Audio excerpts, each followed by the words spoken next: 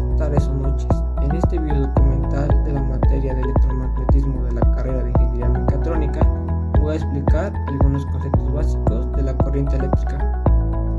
Empecemos con mi índice, que primero voy a hablar de una introducción de lo que es corriente eléctrica. La corriente eléctrica es el movimiento ordenado de electrones a través de un material conductor. Aunque no podemos verla directamente, sus efectos están presentes en todo lo que nos rodea, en la luz que enciende una habitación, en el motor que hace funcionar una máquina, en el celular que usamos a diario. Bueno, ahora sí empecemos con los conceptos básicos. El primero es la ley de Ohm, que establece que la corriente en un circuito es directamente proporcional al voltaje e inversamente proporcional a la resistencia. Para recordar esta ley de una manera más sencilla, tenemos el triángulo de Ohm. Bueno, esto funciona tapando con el dedo la magnitud que nos interesa conocer, ya sea intensidad, tensión o resistencia. Obtenemos rápidamente la ecuación que debemos aplicar. Este concepto básico son las resistencias en serie, paralelos y mixtas. Las resistencias pueden combinarse de tres formas. En serie, la corriente es la misma en todas, pero el voltaje se reparte, las resistencias se suman. Las resistencias en paralelo, el voltaje es el mismo, pero la corriente se divide, y para sacarlo, su fórmula es que se suman los inversos. Las resistencias en un circuito mixto, combinamos ambas configuraciones. Estas combinaciones afectan cómo fluye la energía, cómo se distribuye el calor y cómo se comporta el sistema ante fallas. El siguiente concepto básico es la ley de Joule. Cuando la corriente fluye por una resistencia, parte de la energía eléctrica se transforma en calor. Esto lo explica la ley de Joule, que es calor generado igual a intensidad al cuadrado por resistencia. Esta ley es clave para entender por qué se calientan los cables, cómo funcionan los calentadores eléctricos o por qué es un fusible se funde.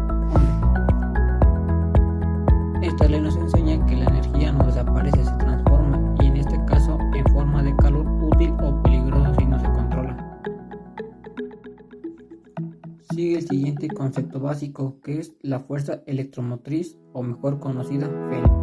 Es la energía que una fuente proporciona para mover cargas eléctricas. Aunque su nombre sugiere que es una fuerza, en realidad es una diferencia de potencial medida en volts. La Feld es lo que impulsa a los electrones a moverse por el circuito, incluso antes de que haya corriente. Sin Feld no hay movimiento eléctrico. De ahí sigue un tema que más me gustó, que fue las leyes de Kirchhoff. Cuando los circuitos se vuelven más complejos, necesitamos herramientas más poderosas. Aquí entran esas leyes. La primera ley, que es la ley de corriente, dice que la suma de las corrientes que entran a un nodo es igual a la suma de las que salen. La segunda ley, que es la ley de voltajes, establece que la suma de las diferencias de potencial en una malla cerrada es igual a cero. Esto refleja la conservación de energía. Con estas leyes podemos analizar cualquier circuito por más enredado que esté. De ahí seguimos con el siguiente concepto básico, que es la resistividad y temperatura. La resistividad es una propiedad intrínseca de los materiales que indica qué tan difícil es para la corriente atravesarlos. Se calcula con resistencia es igual a resistividad por la longitud del conductor sobre el área transversal. Además, la temperatura afecta a la resistencia en metales. Al aumentar la temperatura, los electrones chocan más y la resistencia sube. Y sí, en efecto, se usan en sensores térmicos como los termistores, y también se considera diseñar líneas de transmisión. Y por último, para finalizar los conceptos básicos, tenemos circuito RC en serie. Combina una resistencia y un capacitor. Cuando se conectan a una fuente, el capacitor no se carga de golpe, sino gradualmente. Y esto se calcula como voltaje a través del condensador en un tiempo igual a voltaje máximo de la fuente de alimentación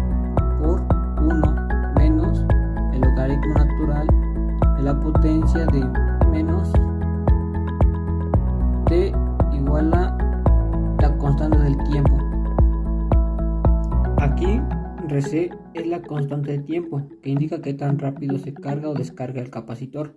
Después de 5 constantes de tiempo, el capacitor está prácticamente cargado. Estos circuitos se usan en temporadas